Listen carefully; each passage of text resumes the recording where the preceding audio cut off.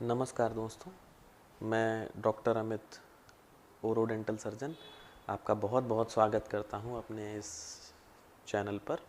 और उम्मीद करता हूं कि इस महामारी के दौर में आप अपना और अपने जो नियर एंड डियर वंस हैं, करीबी लोग हैं, उनका अच्छे से ध्यान रख रहे होंगे।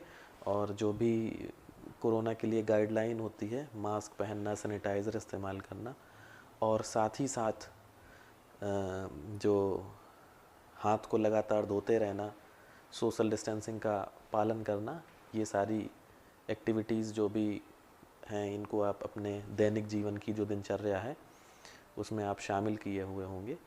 तो चलिए, इसी कड़ी में आज जो है हम एक नए टॉपिक पर चर्चा करने जा रहे हैं। ये टॉपिक है टूथ एक्सट्रैक्शन। टूथ एक्सट्रैक्शन मतलब कि इसको हिंदी में बोल सकते हैं दांत निकलवाना। ये एक टॉपिक है जिस पर आज मैं वीडियो बना रहा हूँ।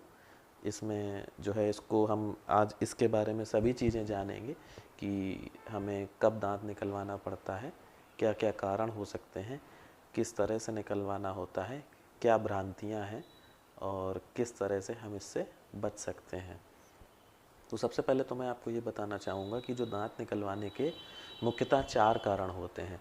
सबसे पहला कारण जो है वो ये रहता है कि हमें किसी बीमारी की वजह से कोई दांत निकलवाना पड़ जाए।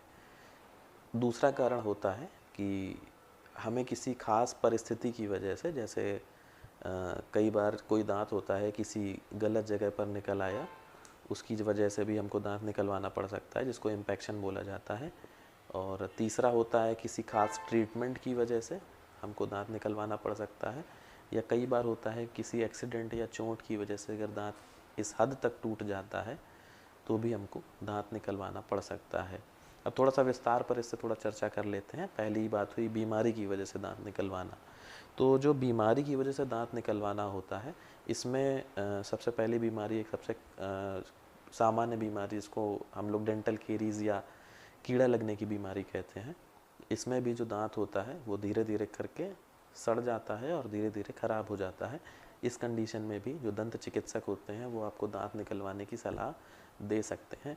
सबसे कॉमन कारण, सबसे ज़्यादा जो दांत निकालना होता है, दांत निकाले जाते हैं, वो इसी बीमारी की वजह से होता है।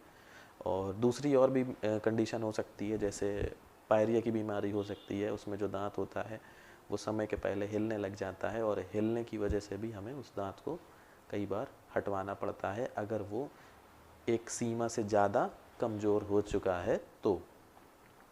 अब दूसरी बात पे चर्चा करते हैं। जो दूसरा हमारा कारण था कि दांत अगर किसी गलत जगह पर निकल आया है या उसकी जो पोजीशन है वो अगर गलत जगह पर हो गई है तो भी हमें दांत निकलवाना पड़ सकता है। इसमें सबसे कॉमन चीज़ होती है जो हमारा मैंडिबुलर थर्ड मोलर होता है, या जिसको हम आम भाषा में अक्ल दाढ़ बोलते हैं।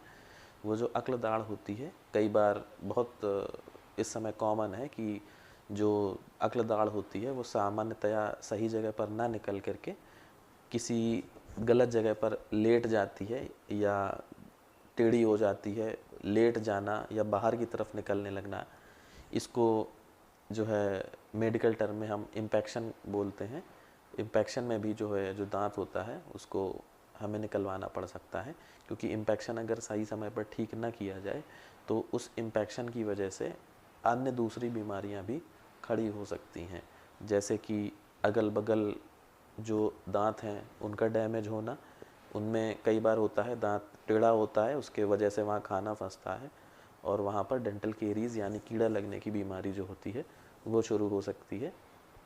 या कई बार जो थर्ड मोलर होता है वो इस तरह से इम्पेक्शन होता है, अंदर लेटा रहता है कि जो हमारी जो जबड़े की नस होती है जो हमारे जबड़े को सप्लाई करती है, कई बार वो भी सुन्न पड़ सकती है, इसलिए हमको उसको निकलवाना पड़ सकता है।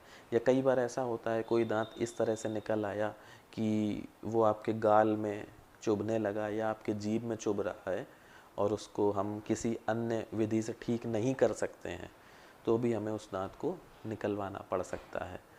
और जो तीसरा मुख्य बिंदु है, वो तीसरा मुख्य बिंदु रहता है कि जो है किसी खास कारण या किसी खास इलाज की वजह से हमें दांत निकलवाना पड़ जाए। जैसे कि ऑर्थो ट्रीटमेंट होता है जिसमें दांत टेढ़े मेढ़े होते हैं और हम उसको सीधा करना चाहते हैं, कई बार उस इलाज में भी जो हमारा फर्स्ट प्रीमोलर दांत होता है, यानी छोटी वाली जो दाढ़ होती है, कई बार उसको भी निकलवाना पड़ सकता है अगर जबड़े में जगह की कमी रहती है तो। अब बात आती है जो चौथा मुख्य कारण है, वो होता है कई बार चोट लग जाता है। चोट लगने की वजह से जो दांत होता है इस हद तक टूट जाता है कि उसको निकालने के अलावा कोई अन्य विकल्प नहीं रहता है, तो उस कंडीशन में भी उस दांत को हटाना होता है। अब बात कर लेते हैं कि दांत निकलवाने को लेकर के जो आम जनमानस है उसमें कई सारी भ्रांतियां रहती हैं। जैसे अक्सर जो है आप लोगों ने सुना होगा, या हम जैसे चिकित्सक हैं तो ये अक्सर ये चीज़ सुनते रहते हैं कि मरीज़ हमारे पास आकर के ये बोलता है कि डॉक्टर साहब अगर दांत निकलवाएंगे तो ऐसा तो नहीं कि हमारी आँख कमज़ोर हो जाएगी। तो सबसे पहले मैं आपको ये चीज़ बताना चाहता हूँ कि दांत निकलवाने से ऐसा कुछ भी नहीं होता है कि आपकी जो आँख होती है वो कमज़ोर हो जाएगी या आपको दिखना मतलब दिखने कम लगेगा, ऐसा बिल्कुल भी नहीं होता है। ये पूरी तरह से गलत बात है।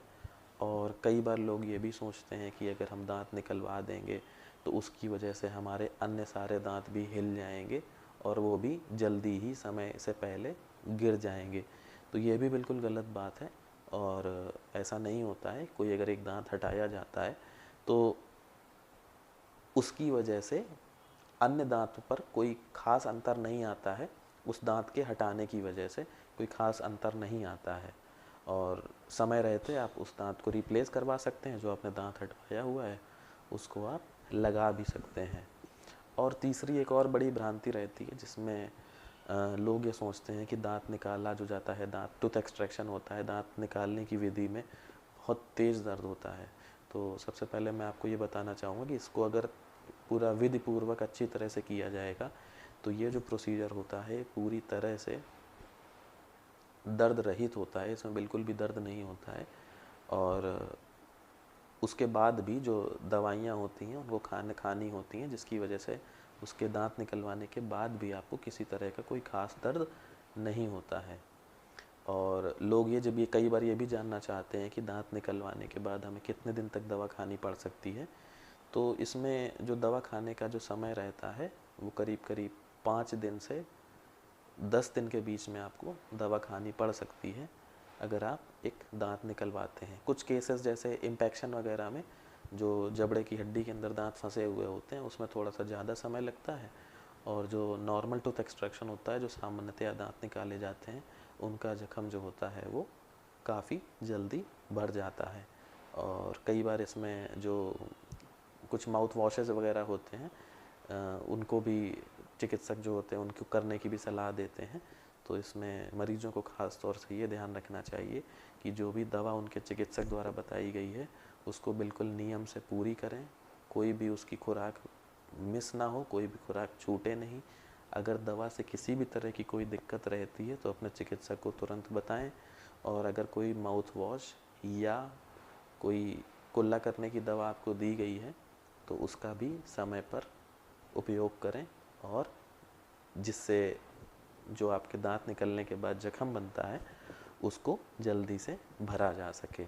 और कई बार ऐसा भी होता है कोई दांत निकालने के बाद अगर टाँके लगाने की ज़रूरत पड़ती है तो जब भी आपका चिकित्सक आपको बताए तो आपको टाँके हटवाने के लिए उसके पास जाना ज़रूर चाहिए। तो ये कुछ ख़ास बातें हैं जो हमें दांत निकलवाने के पहले या उसके बाद ध्यान रखनी चाहिए। तो आशा करता हूँ कि हमारी इस वीडियो से आपका कुछ ज्ञान बढ़ा होगा और भविष्य में आपको कुछ इसका उपयोग मिलेगा। तो अगर आपके मन में किसी भी तरह का कोई शंका है, कोई प्रश्न है जो आप हमसे पूछना चाहते हैं तो आप निसंकोच हमसे पूछ सकते हैं। आप इसी वीडियो पर नीचे कमेंट करिए, और अगर आपके मन में कोई भी प्रश्न है तो नीचे कमेंट बॉक्स में पूछ सकते हैं। ये जानकारी अन्य लोगों तक पहुंचाने के लिए इस वीडियो को शेयर करें, और अगर आपको ये वीडियो पसंद आया है तो इस वीडियो को लाइक करें, और हमारा उत्साहवर्धन करने के लिए आप इस चैनल को सब्सक्राइब भी कर सकते हैं, जिससे हमारे अंदर और भी उत्साह रहे कि हम आपके लिए और अच्छे अच्छे ज्ञानवर्धक वीडियोज़ बना सकें। अंत में मैं आप सभी को से विदा लेता हूँ। जय हिंद, नमस्कार।